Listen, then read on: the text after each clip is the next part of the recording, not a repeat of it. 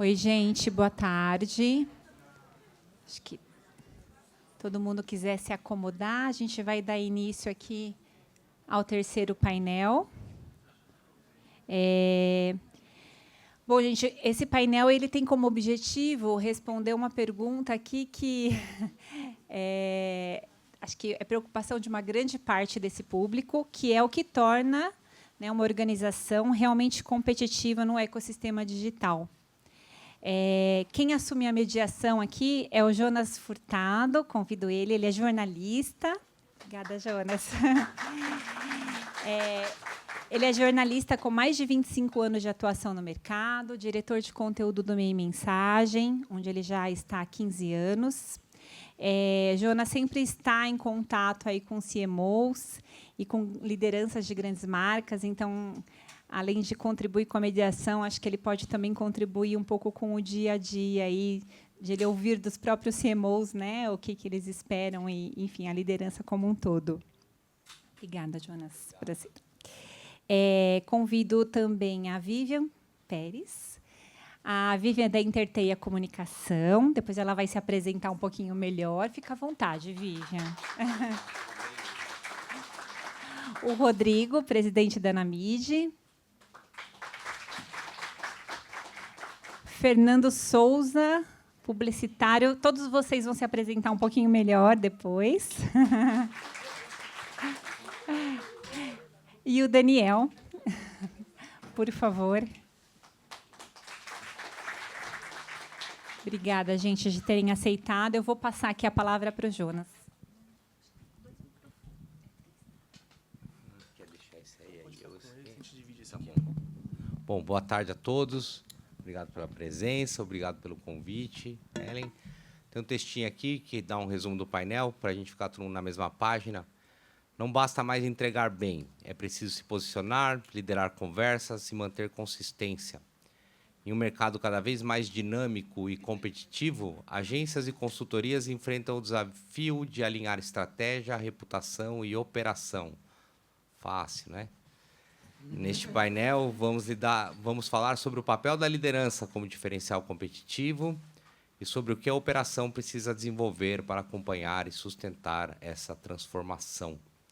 Bom, nesses meus 15 anos de Meio Mensagem, quando eu entrei, com toda certeza, posso falar que era outra coisa o que se fazia no mercado, digo de maneiras práticas, né? Na essência, o que todo mundo quer é visibilidade, quer awareness, quer performance, para vender mais, no fim das contas, claro, para se relacionar com o seu consumidor.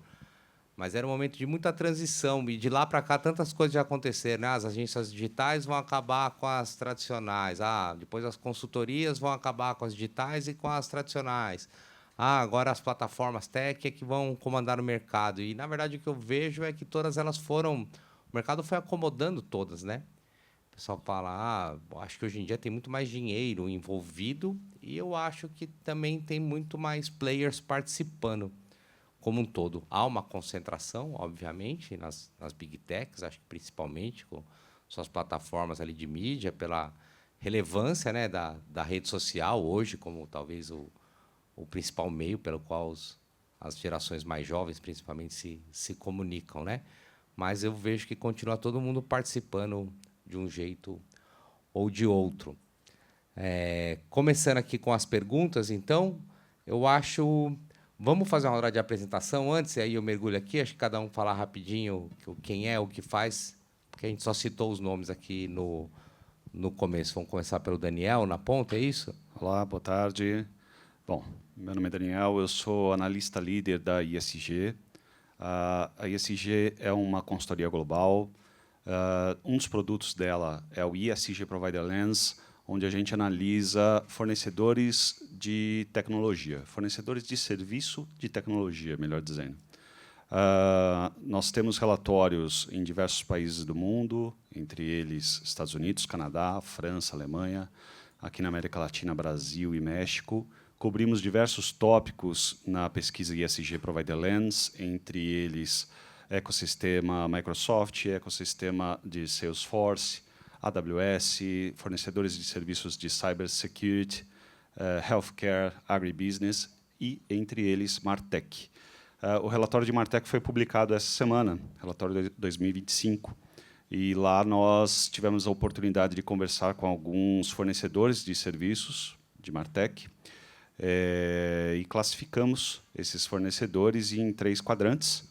Um desses quadrantes é o Digital Presence and Digital Ads. O segundo quadrante é o Digital Experience. E o terceiro quadrante, Analytics and Intelligence. E nessa análise a gente procura dar uma visão da amplitude e profundidade do portfólio de serviço dessas empresas e também da força competitiva, qual que é a orientação para ganho de mercado e ganho de market share. Legal, Daniel. Vou te perguntar mais disso daqui a pouco, a gente vai acabar se apresentar aqui. Bom, pessoal, eu já me apresentei no começo, então não vou chover numa olhada aqui. Rodrigo Neves, sou fundador e presidente da Namid, também tenho uma empresa de tecnologia, uma produtora de tecnologia chamada Vitamina Web, que completou 20 anos ano passado. E esse ano a gente entra na maioridade, né? 21, né? Então tenho bastante coisa para compartilhar com vocês aí, espero. Olá, boa tarde a todos e todas. Meu nome é Vivian Pérez, eu sou CEO e fundadora da Interteia Comunicação. A Interteia é uma agência full service que fica aqui em São Paulo, em Perdizes. Começou como uma agência, como muitas agências por aqui, né? E hoje a gente tem mais de 30 colaboradores, enfim, diversos clientes, uma agência que cresceu bastante de 2016, né, quando eu fundei até agora, em um mercado que eu concordo muito com você, mudou bastante de lá para cá, né? Eu fundei a Interteia porque eu era gerente de marketing, eu tinha muita dificuldade de contratar a agência. E daí eu falei assim, cara, eu vou abrir a minha própria, porque realmente esse mercado está precisando. E de lá para cá o mercado mudou e a gente tem aí muito mais possibilidades de contratação hoje em dia. Então é isso. Olá, pessoal. Boa tarde. Eu sou Fernando Souza, trabalho com comunicação e marketing também desde o início dos anos 2000. Lá, quando a gente começou, a coisa mais inovadora que a gente fazia era um banner se mexer. Hoje em dia, a gente tem um mercado bastante diferente. Ao longo desses anos, eu fui dono de 2 agências, passei por departamento de marketing, passei por veículo e, nos últimos 10 anos, eu tenho uma consultoria que fez justamente o caminho contrário. Eu era agência e falei, puta, tem muito cliente que não sabe contratar agência, eu vou montar uma consultoria, talvez, para ajudar esses clientes. E, além disso, dou aula em algumas pós-graduações e, no ano passado, eu lancei um livro falando sobre inovação e os impactos do metaverso, metamarketing e a IA. Então, passei um pouquinho por cada um dos lados do balcão, acho que posso contribuir um pouquinho para a discussão. Obrigado. Legal. Vamos nessa, então, devidamente apresentados aqui. Tem a pergunta meio central do painel. Vou começar pelo Daniel, então, para a gente vai começando numa ordem meio linear e a gente vai misturando aos poucos aí. Vamos tentar de uma maneira concisa, Daniel. O que torna um fornecedor de serviços digitais competitivo hoje? Você que fez todo o seu estudo, passou por ele, deve ter produzido várias páginas. Tem um jeito de resumir isso para essa galera? Tá. Eu vou tentar ser o mais fiel possível à metodologia que o ISG prega, tá? E sinalizar algumas coisas que a gente considera ali para mapear o fornecedor como sendo uma empresa competitiva, uma empresa que vale a pena ser consultada no processo de compra. Tá?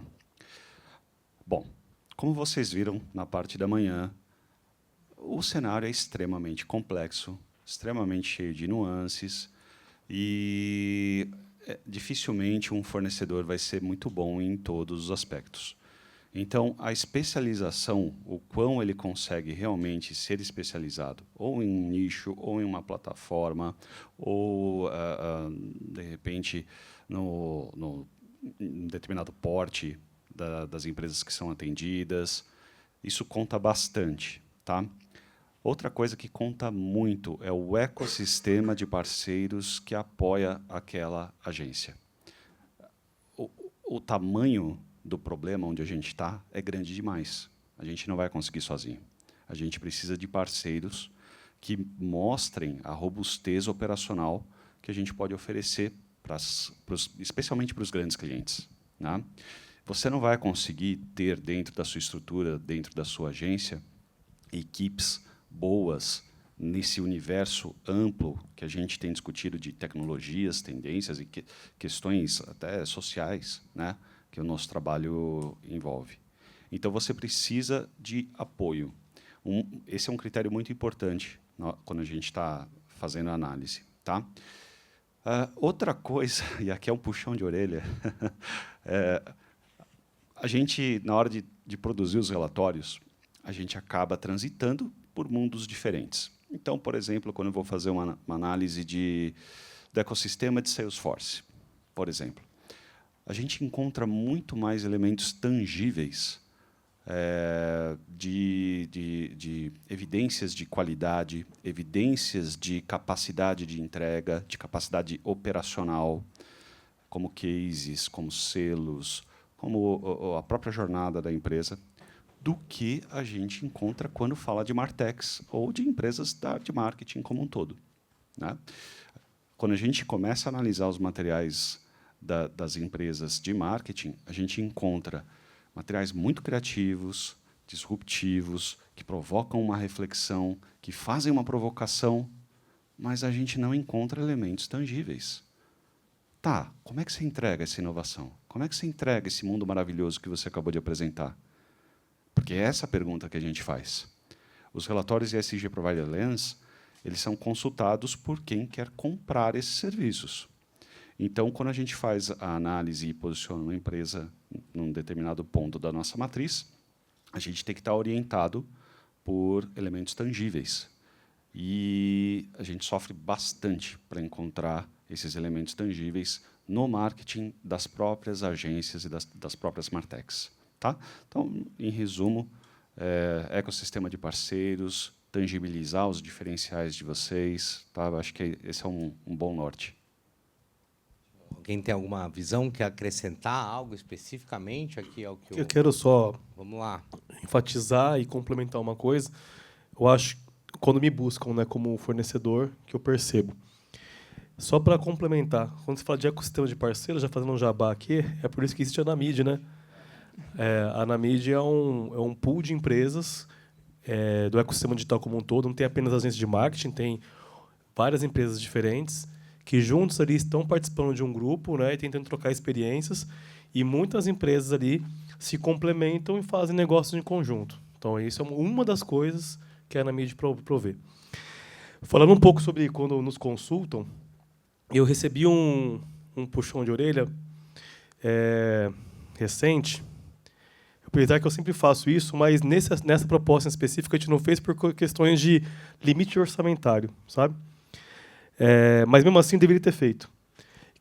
Os clientes têm provocado muito assim, tá, beleza, a gente é uma empresa de tecnologia. O que tem de inovador no que você está entregando para mim? O que isso vai melhorar a experiência do meu cliente? O que isso vai fazer eu vender mais? Por mais que não estou vendendo performance, tráfego pago, não é isso. Estou vendendo um produto, uma plataforma, um website, e-commerce, um app, enfim. Mas é trazer para o cliente, às vezes, assim, ó, que isso aqui vai melhorar meu negócio? Porque assim, você vai fazer, o fulano vai fazer. Mas o que você agrega de valor no que você está me entregando? Então, a gente percebe que essa demanda, cada vez mais, está mais latente para a gente, como entrega de tecnologia. Para não ser tecnologia por tecnologia, entendeu? Eu vou pegar esse gancho, então, com você aqui, Vivian. Eu tinha uma pergunta aqui para você próxima, eu já vou puxar, né? Nessa corrida de tecnologia, de dados, de inovação, como garantir que não seja a tecnologia pela tecnologia, que não seja algo vazio, onde você está buscando só algo super novo e acaba uma experiência que, né, às vezes, muito inferior do que coisas que a gente faz sem tecnologia?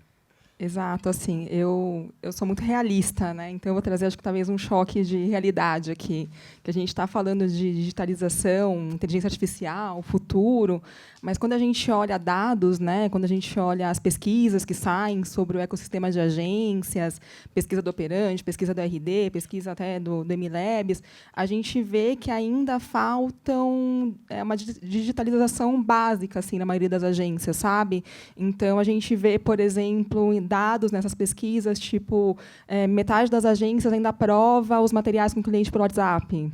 Ou agências que não têm um sistema de gestão de projetos. Então, assim, fica tudo meio solto, sem ter realmente fluxos e processos. E a tecnologia, ela vem muito para ajudar isso, né? Então, assim, ela tem que começar pelo básico 1, que é você ter o seu financeiro estabilizado, é você ter fluxos de processos bem definidos, é você ter sistemas que te ajudem a mapear isso, é você ter ferramentas que criem dashboards, mas que não fiquem lá esquecidos, né? Sem ninguém olhar, que é o que mais acontece, né? O pessoal cria lá os dashboards, dá para o cliente e fala assim, ó, beleza, você tem um dashboard aqui na ferramenta que eu contratei, que ajudem o cliente a analisar esses dados, a entender os resultados, a avaliar aquilo que está sendo feito de uma forma clara e direta, entregáveis claros, KPIs claros. Então, assim, tudo isso, eu estou falando de coisas extremamente básicas da operação, mas que ainda é uma dificuldade muito real na maioria dos players que estão aí no mercado, né? E a gente pode começar por ferramentas de prateleira mesmo, assim, sabe? Tem tantas, né? O Rodrigo tem algumas que ele produz, mas inclusive parceiros da Anamid, né, que estão aí para dar essa base para a operação ficar mais fácil. As ferramentas ajudam muito isso. E, é claro, quando você tem a operação bem azeitada, daí você consegue ir para o nível 2, né, de realmente ter uma equipe de BI, de você ter os dados como a base da sua entrega. Então, acho que, primeiro, as agências precisam buscar essa estruturação para depois chegar nesse mais avançado, né, que a gente debate tanto, mas que eu ainda acho que está bem distante da realidade da média do mercado. É verdade. E aí, quando você vai pensar, acho que assim, essa implementação da tecnologia ou o olhar para a tecnologia, ele também vai ter que ser... Você vai ter que olhar para a cultura da tua empresa, né? Você vai ter que olhar para os processos da tua empresa. Você vai ter que olhar para a estratégia que você quer aplicar. E aí eu vou chamar o Fernando para a conversa. Assim, como é que é alinhar tudo que está acontecendo e você precisa acompanhar o mercado e como aplicar isso na visão, né, da tua empresa, ali, na visão estratégica, a cultura, né, a sua entrega, assim, como fazer as duas coisas caminharem também. Porque tem uma outra coisa que a gente está... Desculpa, não sei se foi aqui antes, conversando com a Ellen, mas estar certo antes da hora também é a mesma coisa que estar errada, né? Tem uma máxima em alguns mercados. Como é alinhar tudo isso, Fernando? Legal. Acho que tem um ponto importante, né, do alinhamento, que é justamente a questão... A gente está falando bastante de tecnologia, né, e muitas vezes o cliente chega na questão de inovador e tudo mais, mas muitas vezes a escolha de um parceiro, além de tecnologia, além de inovação, tem um ponto que é extremamente importante, que é fit cultural. Né? Pensa que quando você vai fazer um contrato de 6 meses, 1 ano, 2, você vai estar lidando com aquelas pessoas diariamente. Tá? E, no final das contas, quem vai resolver o seu problema não é a tecnologia sozinha, é uma pessoa que vai estar resolvendo aquilo. Se não tiver fit cultural, se não conseguir ligar na hora que der merda, 6 horas da tarde, para a pessoa e falar assim, cara, me ajuda, e ele tem empatia, e olhar e falar assim, não, beleza, cara, seu negócio depende disso, eu vou te ajudar, não tem jogo que funcione. Né? Tem que ser um ping-pong, a bola tem que ir, tem que voltar. Eu acho que hoje, dentro da consultoria que eu toco, a gente tem muita intermediação de agência e cliente, e a gente está no meio.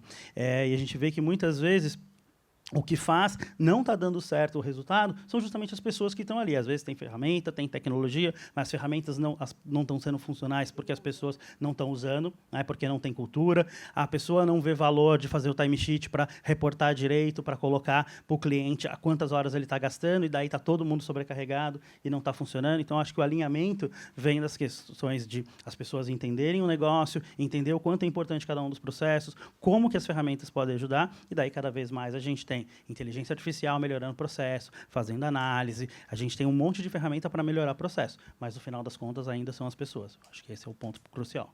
Essas coisas hoje em dia não dá para preparar a casa antes também. As coisas vão acontecendo meio que ao mesmo tempo, né? Senão você acaba perdendo a competitividade que a gente está buscando nessa conversa aqui. Total, né? E eu acho que daí tem um ponto muito importante, que é justamente aquela questão, né? Existe o hype, daí todo mundo querendo ser competitivo pelo hype, né? Eu quero colocar inteligência artificial porque eu quero colocar, ou eu quero colocar qualquer outra tecnologia, mas, às vezes, a própria estrutura não tá preparada. Daí aquilo vira perfumaria. Tá? Você tem que estar entendendo como que o processo se encaixa, em qual momento minha empresa está. Às vezes não adianta você querer ir para um projeto de Web3 usando IA, utilizando tokenização, usando um monte de coisa, você não está fazendo um arroz com feijão, você não tem o seu Instagram direitinho, você não tem um site, você não tem um diálogo com o seu consumidor, e daí você vira um maluco da aldeia, né? Você está muito antes do que realmente vai gerar funcionalidade. Bom, nesse cenário aí, fraquezas de um também surgem oportunidades para outros. Daniel, como é que no ISG Provider Lens, como é que as empresas, o que você classificou ali nos quadrantes, você até citou aqui, né? Como é que as empresas pequenas podem se tornar mais competitivas e disputar espaço com as líderes? Passa um pouco pelo que a gente falou, de repente estando mais organizada, com um foco estratégico mais definido, concentrando esforços, né, quando se tem. É isso aí, passa profundamente por tudo que foi falado aqui, né? Desde o ecossistema de parceiros, fortalecido, estabelecido. Não adianta, assim, conversar com o cara, qualquer coisa, Tim, passa uns clientes aí, tá bom? Não, isso não é parceria, né? É uma parceria estruturada, uma parceria realmente com uma cadência, com uma rotina de envolvimento, tá? Passa pela entrega de benefícios, né, provar benefício, provar resultado que o Rodrigo comentou, e isso tem que estar profundamente alinhado com os objetivos estratégicos da empresa. Então, não adianta você querer vender algo que não está ressoando na estratégia que foi estabelecida, no que o alto escalão busca em termos de resultado, né? E então você tem que provar esse alinhamento. Aliás, esse é o segunda etapa da venda, né? Na primeira etapa da venda, você sinaliza aquilo que você vai entregar.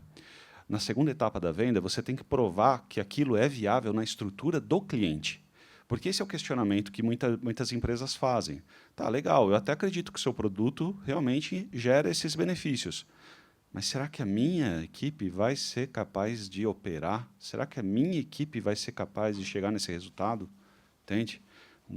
Acho que a hora que eu internalizar isso aqui, eu vou comprar briga com mais outros 10 gestores. Entendem? Então, muitas vezes, esse é o obstáculo a ser superado, né? Então, o grande desafio do pequeno é que ele tem que mostrar uma maturidade que ele ainda não construiu. Ele é novo, normal, né? Mas essa maturidade ela pode ser construída desde que exista essa especialização, esse corte restrito em um entregável que você consegue performar com excelência, que você consegue entregar e garantir aquele resultado. E aí, a hora que você estiver entregando com excelência aquilo, você começa a diversificar. E aí você tem profundidade no seu portfólio de serviços e começa a trabalhar na amplitude. Entende? Essa é a métrica que a gente usa, a métrica vertical ali da nossa matriz, ela consiste nisso, né? E aí, quando a gente olha para as empresas maiores, a gente percebe que eles, obviamente, pela abundância de recursos, né, eles já construíram esses modelos, esses processos em diversos serviços. Então, por isso, eles são classificados como líderes. Mas é possível, sim, uma pequena empresa brigar com as grandes. Claro, vem alguns exemplos, sei lá, a Amazon, né? Quando você lembra dela no começo, o serviço que provia, e hoje a quantidade de coisas que ela tem no portfólio ali, todos gigantescos ali como um todo. Você falou em maturidade e o Rodrigo é um cara que entende de maturidade, não é isso, Rodrigo? Você tem um índice de maturidade digital, é isso que você desenvolveu lá na Vitamina Web. Você consegue falar um pouquinho sobre o nível de maturidade digital das agências hoje em dia? É uma coisa muito dispar? Há uma homogeneidade? Bom, complementando só o que você falou desse tipo de lens, não apenas o ESG, eu achei fantástico, eu participei do estudo, né, respondendo perguntas. E quando a gente responde perguntas de um estudo, você fala assim, caramba, eu não pensei nisso antes. Que as perguntas te levam a você sair um pouco da bolha, né, até a arrumar processos. Eu escrevi um livro chamado O Caminho para a Maturidade Digital, inclusive é um dos livros que nós estamos premiando aqui no evento.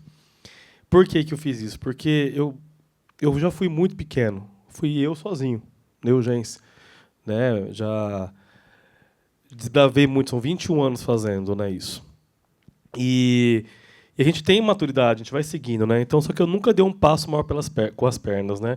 Eu vejo muito o mercado, uma agência pequena, uma agência, alguém que fez uma spin-off de algum lugar, não sei, visa sempre o cliente grandão lá e tudo mais, mas você precisa passar por etapas, né? Da sua experiência como empreendedor, né? E daí, quando a gente vê a maturidade digital, no meu livro eu escrevo que tem 4 etapas. Nós temos uma etapa iniciante, uma etapa engajada, uma etapa que você está otimizando e uma etapa de inovação. A etapa de inovação, que é a última, ela é uma etapa que só apenas 2% das empresas brasileiras estão inseridas nela. Então, tem 98% distribuído nas outras, sendo que 70% mais ou menos está na primeira e na segunda. Diante desse fato, existe também a gente pode fazer um comparativo para a sua pergunta, falando de agências.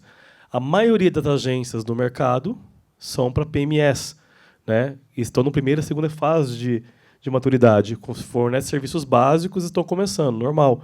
É um volume muito maior. Quando você vai falar uma etapa de otimização, a agência ela tem que ter um nível de maturidade um pouco maior, porque o nível de exigência do cliente é assim, beleza, já construí meu site, já fiz meu app, já estou fazendo tráfego pago, abri minhas redes sociais, mas agora eu quero otimizar isso, né? Assim, eu quero otimizar, quero ir para uma próxima etapa, né? Eu quero começar a analisar um pouco mais dados. Aí já começa a entrar uma disparidade muito grande. A gente está falando mais ou menos de 30 e poucos, 20 e poucos %, na verdade, que estão nesse nível aqui.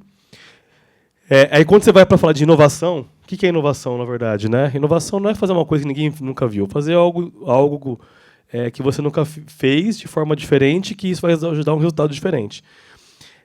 São 2%. Então, a mesma coisa é o volume mais ou menos de fornecedores que você tem para poder fazer isso. Porque para você prover esse nível de informação, a empresa, a agência, ela tem que ter disciplinas internas mais avançadas, como BI, que nem a Vivian falou, ter análise de dados. Em todos os modelos de maturidade, no meu livro eu explico o modelo de maturidade que eu fiz com base em estudo em outros. Tem vários no mundo inteiro. No Brasil, o único modelo de maturidade que tem, por enquanto, é o meu. Mas ele é base de estudo. Todos os modelos sempre se dividem em 4 ou 5 etapas, mas todos eles têm uma coisa que convergem, inclusive no meu. Não fui diferente. Que o último estágio de maturidade digital, o que é priorizado? É a experiência do cliente e ter uma capacidade avançada de análise de dados. Quando você fala isso, já dá para entender, né, qual o tipo de fornecedor que a gente consegue encontrar no mercado, entendeu? Então, é uma agência que ela tem muito conhecimento. Só para completar, a gente fez um mapeamento na Anamid sobre tipos de serviços diferentes do digital que as agências oferecem. Então, a gente começou, fiz um trabalho aqui, lancei lá 50, 60 serviços diferentes, uma planilha. Aí o pessoal começou, manda aqui, não, você esqueceu disso, tem isso aqui também, eu também vendo isso, tal. 108 serviços que você pode vender de forma diferente. Me fala qual agência, né, se não tem um ecossistema de parceiro que está acoplada, que consegue oferecer 108 serviços diferentes. Me fala qual site que você entra, que você tem lá no menu serviço, tem 108. Entendeu? Não tem. Eu preciso de um ecossistema de parceiros. E aí essa agência que tem esse ecossistema, que é robusta, que consegue consolidar, às vezes faz parte de um grupo de comunicação e tem essas disciplinas pelas outras empresas do grupo, essa consegue entregar os 2%. Muito bom. Colocando um pouquinho de tecnologia, vivendo a história, e trazendo aqui, né? Todo avanço tecnológico vai criando gaps, né? Assim, entre empresas do mesmo setor e entre parceiros também, né? Como é que você vê hoje o grau de maturidade dos clientes, de uma maneira geral? Claro que você deve ter um conhecimento maior dos seus clientes. Eles estão mais maduros ou menos do que as agências em geral? E quando há esse gap, né, talvez da agência mais madura, como trazer o cliente para o seu lado sem afastá-lo, né, sem ter essa ruptura? Porque aí você vai começar a falar de inteligência artificial, você começa a falar de dados, você começa a falar de Web3. Então, primeiro, como você vê, né, o grau das empresas comparado com as agências hoje em dia e como fazer essa aproximação, diminuir esse intervalo? Bom, eu acho que as agências, elas, por ofício, né, elas têm que buscar a atualização constante para não morrer. Se você ficar parado como dono de agência, você morre, né? Eu sempre brinco, assim, quando eu comecei a trabalhar com redes sociais, eu sou jornalista de formação, assim, a gente pegava uma foto jornalística e jogava uma legenda ali, meio jornalística, tal. Hoje você tem que fazer stories, reels, 500 milhões de coisas, né? Dentro de uma plataforma apenas. Então, a agência ela já tem essa característica de estar sempre em atualização e sempre buscando o que tem de mais novo. O cliente é um barquinho transatlântico. Às vezes, o transatlântico é mais difícil de você...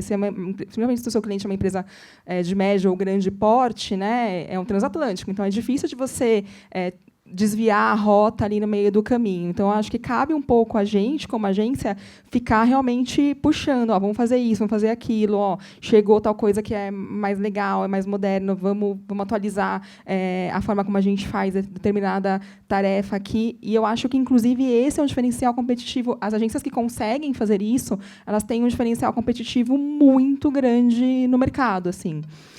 O que eu mais ouço quando eu vou vender o serviço da agência, se alguém me chama, né, para me conhecer, para perguntar para conhecer a agência, o que eu mais ouço é: a minha agência é tiradora de pedido. Então, sei lá, eu mando um briefing, o cara vai lá, executa, me devolve.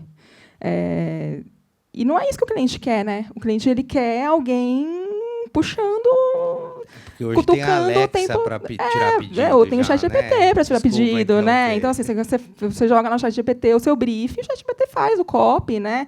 E depois você manda para o outro lá que faz a arte, entendeu? E eu até falo assim, você quer uma agência tiradora de pedidos? Contrata um freela. Se você quer alguém que faça a arte do WhatsApp, ou a arte do Instagram exatamente como você pensou, entendeu? E só execute. Às vezes é melhor você contratar uma rede de freelancers do que uma agência. Então, a agência ela tem que ter essa função de puxar o cliente para o que está acontecendo no mercado. Pelo menos as agências que têm ambição aí de crescer e de ter, né, um futuro. Então, eu vejo muito dessa forma, sabe? E, obviamente, que eu tenho clientes que são super antenados, eu tenho clientes, inclusive, que são empresas de tecnologia. Né? Daí, esses também, às vezes, puxam a gente. E isso que é legal também, porque você, como agência, está em contato com tanta gente que você vê muita coisa. Quem está numa determinada cultura corporativa faz parte daquela cultura. A gente transita por muitas. E essas culturas vão puxando a gente a ser melhor também, né, como profissionais, porque você tem que se adaptar. Você um dia está falando com uma empresa que é mais quadrada, outro dia você está falando com um cliente que é de tecnologia, outro dia você está falando com um cliente que é de um porte menor e também está fazendo um monte de coisa legal. Então, acho que é interessante assim essa experiência da agência e a agência levar realmente isso para o cliente. E tem complementando o que você falou, Vivian, e uma coisa que foi falada foi sobre a especialização. A especialização ela gera competitividade. Só que ela também gera um pouco de risco, às vezes, quando você fica cego. Se você é uma agência que atende área de turismo, né? Eu falei, tem um exemplo ruim, porque na pandemia essa agência teve um grande problema, né? Mas você fica cego, né? Porque quando você atende vários segmentos, os segmentos te puxam, você consegue levar o aprendizado de um para o outro, né? Então, até uma informação que eu acho, assim, eu acho que não ficar apenas num segmento específico, eu acho que pode causar uma cegueira empresarial, entendeu? Não quer dizer que você não possa ser especialista, mas é interessante você estar aberto, né, ou se colocar à prova para poder entender o que está acontecendo dos serviços que se oferecem em outros segmentos, porque às vezes tem novidades que você pode aprimorar e inovar para o seu cliente, entendeu? Legal. Fernando, e agora pensando no ponto de vista, a gente está falando em competitividade. Às vezes, quando surge uma nova tecnologia, você fala, caramba, vou ter que investir, realidade imersiva, nossa, isso é caro, inteligência artificial é caro, banco de dados é caro. Essas tecnologias, de fato, farão diferença na competitividade daqui para frente? É um caminho sem volta, ou seja, você vai precisar fazer essas adaptações. E, para quem ainda não começou, ou para quem está no meio da jornada, assim, qual o jeito menos doloroso de se cumprir isso? É arrumando parceiros, como a gente conversou aqui? É contratando pessoas para a sua equipe que entendam daquilo mais que você? Contratando uma consultoria, de repente, por um tempo, para te dar uma atualizada? Que caminhos você seguiria? Assim, vai ser obrigatório? É caro, como se diz? Ou tem outros jeitos de se fazer para não se perder competitividade? Tá. Vamos lá, eu acho que a questão de caro não necessariamente é uma realidade. Hoje, principalmente quando a gente fala, né, de experiências imersivas, ou mesmo da inteligência artificial, você tem ferramentas gratuitas, você tem possibilidades de começar. Né? Quando a gente coloca numa timeline do tempo, tudo que está relacionado ao Web3, né, então entra experiências imersivas, inteligência artificial, tudo que envolve metaverso, realidade aumentada, e tokenização, blockchain, NFT, todas essas coisas, a gente está vivendo mais ou menos como se fosse 1996 da internet. Então, a gente está pré-popularização ali. E como, para quem está há mais tempo no mercado, lá em 1996, ou mesmo no comecinho do social, era isso. A gente pegava uma foto, um texto e publicava, e aquilo já atendia muito a necessidade, né? Hoje a gente está vivendo esse momento de experimentação. Então, você consegue, por exemplo, criar um ambiente de experiência imersiva numa plataforma gratuita, como um Spatial, por exemplo, que, basicamente, o que você vai ter de custo é dedicação, de entrar, criar uma conta, estruturar um avatar, criar um ambiente, assim como é feito num Roblox, assim como é feito num Fortnite. É possível você criar experiências de marca imersivas hoje sem um custo muito grande, né? Óbvio que tem empresas, tem estúdios focados para isso, e quando você vê uma Brahma fazendo isso, quando você vê um Banco do Brasil fazendo, ele está contratando um estúdio especializado. Tá? Mas a gente tem ações de marca que fizeram com a equipe interna, ou mesmo com uma pequena agência, mas a grande questão é essa curva de adoção. Tá? Eu estar disposto a entender essa curva de adoção, entender como é feito, assim como todas as outras tecnologias quando surgiram. Lá, quando eu comecei a trabalhar com mídias sociais em 2006, não tinha ninguém especialista em mídias sociais. Eram profissionais que estavam vindo de outras áreas, né? Então, você tinha lá o cara que era designer de interface, começou a fazer criação para as mídias sociais, você tinha a pessoa que era jornalista e começou a escrever, então a gente começa a ter essa migração. Hoje a gente está nesse momento, então o custo é razoavelmente baixo, a grande questão é estar disposto a experimentar e entender o que isso vai gerar de impacto para o negócio. Hoje, boa parte das ações, tirando algumas ações de grandes marcas de moda, principalmente, que já conseguem disponibilizar experiências virtuais de uma maneira mais rentável, vender itens digitais, está todo mundo muito focado em experiências de marca, em PR stunt, em criar factuais onde você possa explorar depois uma ação de PR, pode explorar o pioneirismo. Então, hoje, a gente está vivendo muito essa lógica de awareness e experimentação. O que os estudos dizem que a gente vai chegar num platô dessas novas tecnologias em 2030. Kotler acabou de lançar um livro agora falando do marketing 6.0 e falando que o futuro é imersivo. É um pouco do que eu já falava no meu livro lá em 2022. Então, a gente tem ainda um caminho de pelo menos 5 anos para a maturidade disso. O melhor momento de começar é agora, porque daqui 5 anos você vai ter 5 anos de experiência. Então, acho que é possível começar com pouco dinheiro, um pouquinho de dedicação e experimentação. Muito legal. Então, vou tentar trazer o Daniel também aqui. E aí, já indo para a parte de liderança, para a gente entrar na parte final aqui. Que capacidades você vai ter que olhar na hora de construir sua equipe hoje dentro disso aqui, para se continuar competitivo, dentro de um cenário de novas tecnologias, dentro de um cenário onde a gente precisa, talvez, de um grau maior ou menor de maturidade? O que olhar para as capacidades para, em 2030, a gente chegar lá no ponto onde todo mundo vai estar, Daniel, e não atrasado? Capacidade de virar robô, né? Virar robô? É uma boa.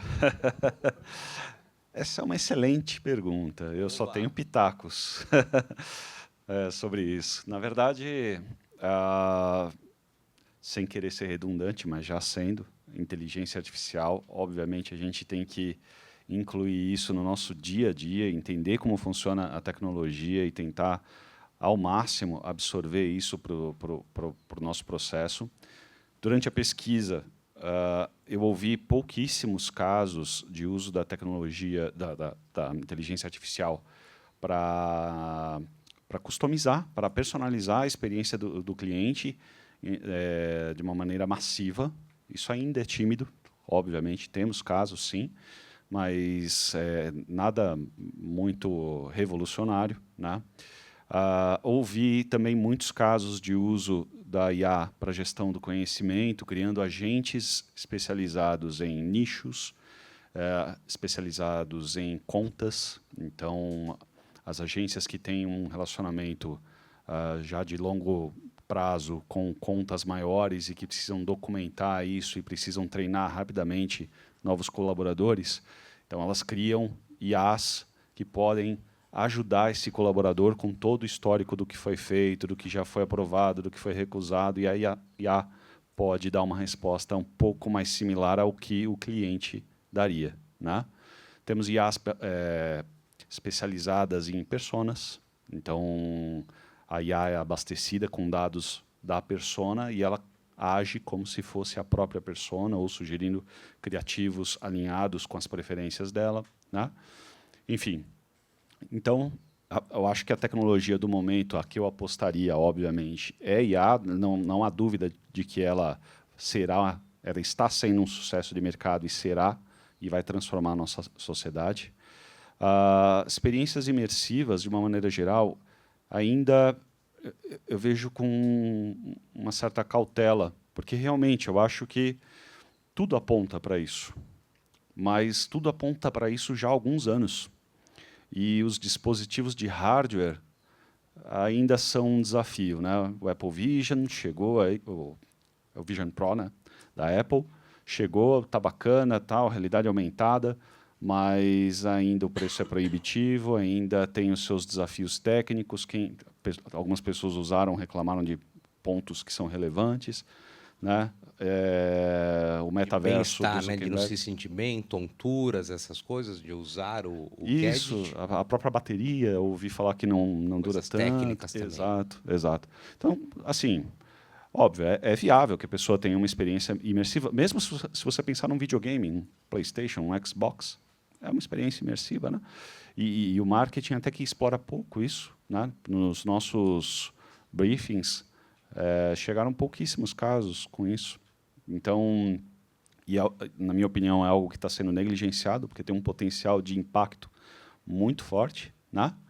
Então, assim, concordo que tem que aprender, sim, talvez mirando um pouco mais distante, porque talvez a curva de adoção seja um pouco mais lenta para essas experiências imersivas, com exceção da parte de jogos, que hoje é um mercado estabelecidíssimo, né? E as agências talvez precisem até provocar um pouco mais as plataformas para que os espaços publicitários surjam. Eu ouvi muitos casos de agências que, em colaboração com Instagram, em colaboração com TikTok, criaram um formato de anúncio meio diferente, envolvendo influenciadores, tal. Ou seja, as plataformas querem inovar também nos formatos disponibilizados, né? Eu aposto que a Microsoft com o Xbox, a Sony também estão sedentas por isso, né? Muito legal. Então, acho que a gente parte do princípio aqui, quando a gente fala a inteligência artificial vai roubar os trabalhos, aí tem uma outra frase que eu vi, não. O cara que entende de inteligência artificial vai roubar o seu trabalho, né? Um pouco isso, né? Vai ter que estar antenado com isso para se manter atualizado. Acho que no final das contas. Rodrigo, qual que é o papel da liderança também no meio de tudo isso, de todas essas transformações, né? Como manter sua equipe atualizada, como dar os conselhos certos para os caminhos de onde investir esforços, os horários que ele vai ter para se atualizar, como manter o pessoal engajado quando o pessoal está com medo da inteligência artificial, no meio de toda essa mudança, e como o líder ajuda a equipe, a empresa a continuar engajada, né? Digo, entusiasmada, né? Olhando para frente com uma maneira otimista. Bom, eu vou, antes das perguntas, eu vou fazer um adicional na sua. Gente, tem que tomar cuidado só do IA por IA também. Eu falei tecnologia por tecnologia, mas o IA por IA. Tem uma coisa seguinte, usar o ChatGPT, você não é um especialista em IA. Você fazer um bom prompt e gerar uma imagem, né, ou gerar um texto, ou produzir um copy, ser um prompteiro expert, você não sabe fazer IA. Usar ferramentas de IA, você não é um especialista de IA. A ferramenta já está lá, você não é. Então não se coloque como, não fale que sua empresa faz IA. Vou te falar que você sabe utilizar a IA para ter maior produtividade. Então, assim, fazer IA é um pouco mais avançado, né? Por que eu falo isso? Por que eu acho que uma agência ela tem um valor que ela poderia muito grande, agregado, que eu falar assim, algo que vocês têm que estudar, talvez não seja IA. Porque IA vai ser ferramentas. A gente vai ter ferramentas para poder fazer isso. Dados, entendeu? Você tem que ter a capacidade de geração de dados para o seu cliente e análise desses dados. Porque a geração dos dados, num Big Data, num banco de dados, e saber analisar, com os dados nas suas mãos, aí o poderio da IA com você vai fazer sentido. Porque senão você vai apenas ter uma IA generativa aí que tem dado de um monte de gente, não o seu dado. Entendeu? Esse é o ponto que de atenção. Puxando sobre isso, eu acho que a provocação, né? Eu vou dar um exemplo aqui. Eu produzo eventos próprios meus, levo minha equipe, né, para tentar fazer atualizações do mercado. Incentivo que eles vão em eventos também. E normalmente quem vai no evento é o CEO, né, o diretor, o gerente. Ele não coloca a equipe para poder receber uma news de uma Anamid, por exemplo, ou do mercado. Ele não coloca a equipe nesse circuito. Ele tem que colocar a equipe no circuito também, entendeu? E ele tem que provocar. Na Vitamina Web, a gente teve um gap esse ano. Confesso que a gente não fez esse ano. Então, que a gente fez ano passado rigorosamente, esse ano a gente vai retomar em abril. Nós temos um conselho que a gente monta lá, que ele é revezado. Então, assim, a nossa gerente de operações elege 4 pessoas. Essas 4 pessoas têm um desafio de produzir alguma coisa inovadora que a gente não tem antes. Às vezes é um processo, tá? Um processo que a gente não tinha antes, melhorar alguma coisa. E às vezes a pessoa nem sabia, não é nem da área dela, sabe? Tipo assim, não tem a ver com ela. Apesar do financeiro, é um processo para poder ajudar no operacional. Só que pessoas diferentes, a diversidade gera resultados diferentes. Então, eu acho que a provocação, viu, Jonas? Assim. E dá um protagonismo, tu ainda não autonomia, não é? Chamando eles para participar. Porque curso, desculpa, né? Desculpa não. O curso, para mim, na minha opinião, é obrigação de cada um de nós procurar educar e atualizar. A empresa que ajuda a pagar, não sei lá o quê, deixa você fazer curso na hora do horário de trabalho, dê graças a Deus. Ajoelhe e fala assim, obrigado, Senhor. Entendeu? Porque não é obrigação dela. Né? A obrigação dela é te disponibilizar acesso, essas coisas, né?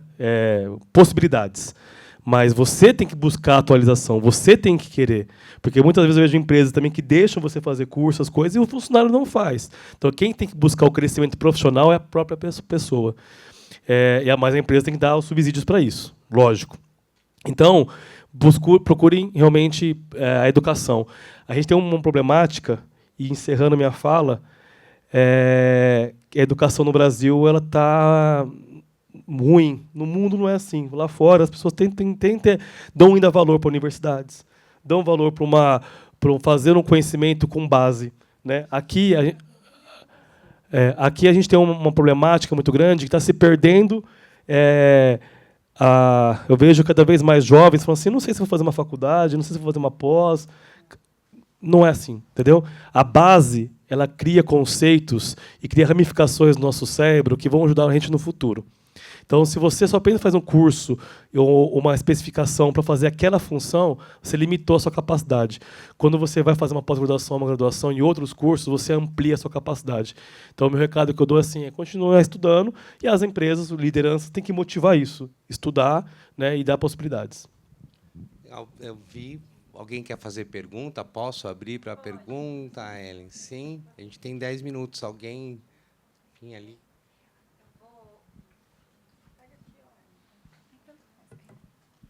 Eu vou abrir para 1 ou 2 perguntas e vou deixar o QR Code, como a gente fez da outra vez, tá? Porque aí a gente pode dar essa devolutiva depois.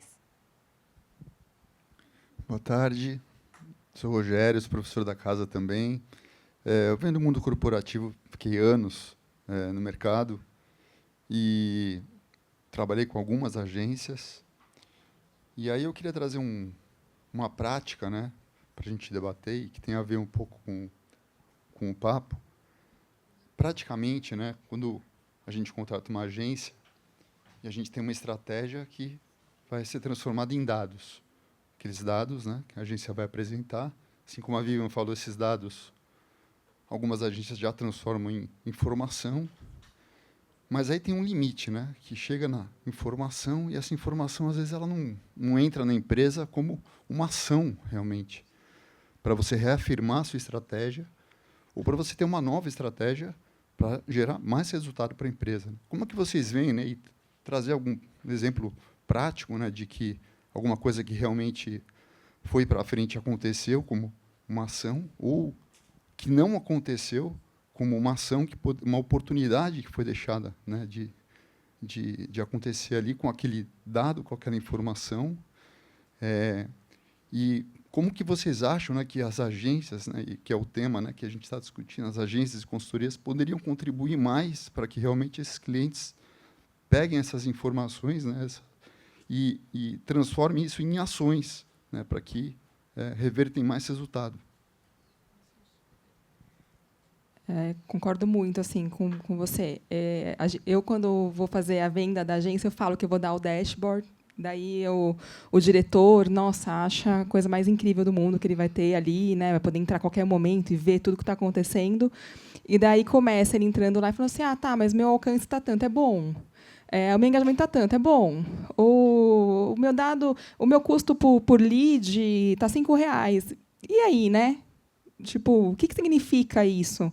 Então, uma coisa que a gente percebe é que assim, a gente precisa muito estar junto para ajudar a transformar, né, esses dados em informação. Então, dar parâmetro, é muito importante comparar o cliente com ele mesmo, então ver a evolução e também dar os parâmetros de mercado, que às vezes é um pouco mais complicado de achar, mas existem, enfim, ferramentas que trazem, né, dados dos concorrentes, tal, para a gente conseguir entender um pouco e interpretar aquilo, né, porque o dado pelo dado ele não é nada, né, ele é simplesmente um número, igual o Rodrigo falou, né, o dado ele precisa de tradução, né, de informação, enfim.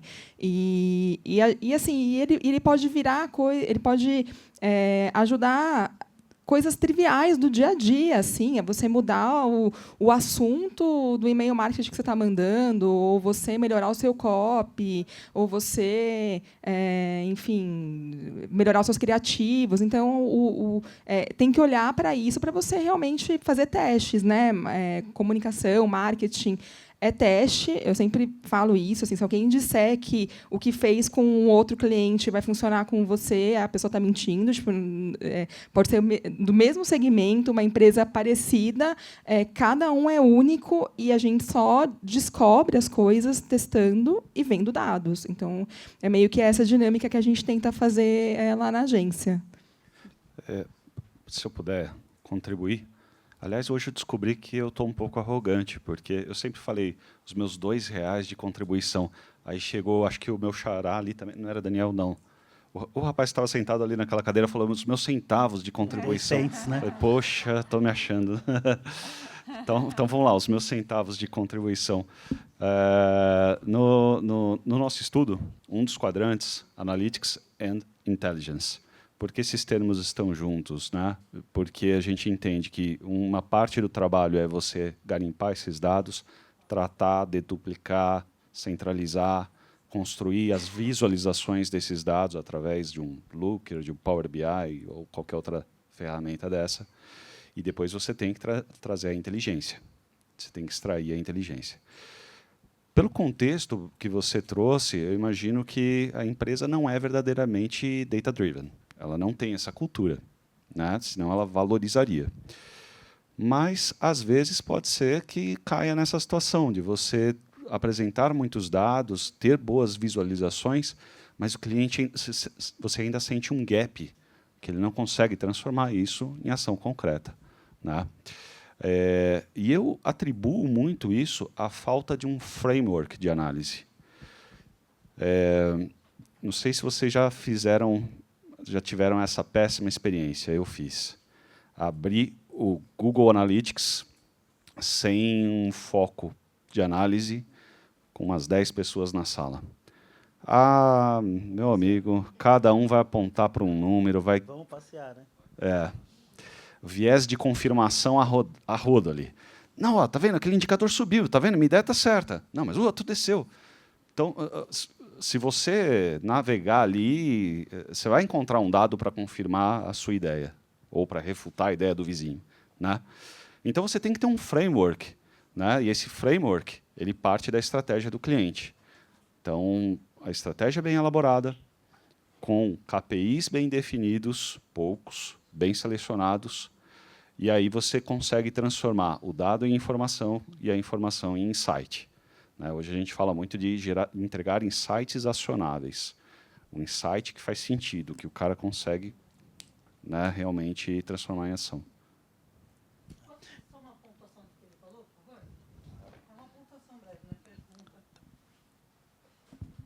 Licença. Boa tarde. É engraçado que eu estou só encontrando o pessoal dos anos 2000 aí, da área de mídia mesmo. Por isso que eu quero fazer essa consideração. Eu, hoje, entendo melhor o que eu vivi lá atrás como analista de mídia. Eu recebi os veículos de comunicação. Então, eu vou só citar alguns nomes, mas para ilustrar. Você tem o UOL, Terra, G1. Todo mundo quer te falar que ele é o primeiro. E todo mundo está embasado em alguma pesquisa. Quem é que está mentindo? É comprado?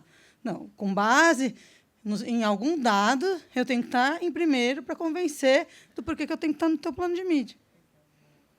Aí vai do analista de mídia, junto com o cliente, entender o que de fato se quer com aquele banner que vai ser entregue, sei lá, a mensagem que vai estar sendo transportada, e também o depois. Depois que a pessoa clicou, o link funcionou, a compra foi finalizada, tem uma série de coisas. Exato, toda a jornada, né? E trabalho de mídia é complicado, porque você recebe os relatórios e aqueles dados eles nunca deixam claro, né, como que foi obtido. São poucas os veículos que deixam bem claro ali de onde vieram os números. Deixa eu dar os meus 2 cents aqui também. Acho que né? Em termos bem práticos, eu acho que, como ele falou, né? Tipo, dados e insights são um ponto muito importante e é uma dor praticamente de todo cliente, né? Tipo, traga inovação, tragam coisas inovadoras, né? Mesmo antes da consultoria, na agência, a gente tinha um grande cliente que tinha muitas contas, muitos dados e muita informação. E como a gente já estava há alguns anos com esse cliente, era extremamente comum o cliente falar assim, vocês não trazem inovação, vocês não trazem insights, né? E a gente criou um processo que era, além de todos os dashboards, tinha um relatório executivo, que era lá o PowerPoint, com ideia, com todos os dados plotados, e toda vez que tinha lá um dado que era interessante, a gente colocava lá um alertazinho, tipo, aqui temos um insight que era bem didático. Eu sempre entendi que trabalhar com marketing digital é trabalhar com educação. Todo dia você está educando o seu cliente a uma nova possibilidade. Então, a gente estava lá, o insight desse dado aqui é isso aqui, e isso já vinha mais ou menos com uma ideia da criação de o que era possível fazer.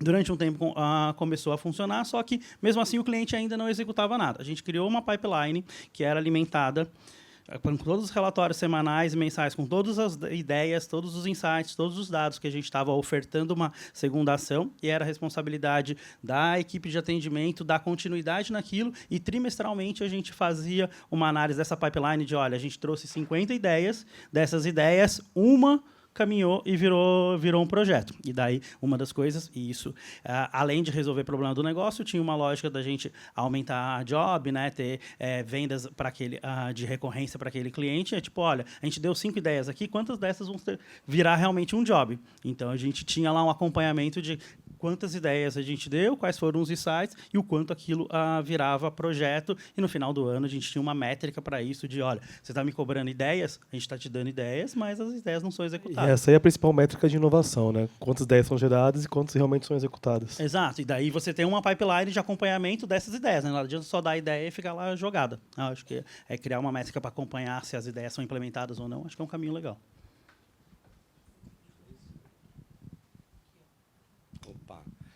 Bom, com isso a gente chega ao final aqui do painel. Com certeza acho que vai rolar conversas aí depois sobre isso. Então, obrigado a todos que participaram aqui, a quem acompanhou. E obrigado, Ellen, que quiser assumir aqui.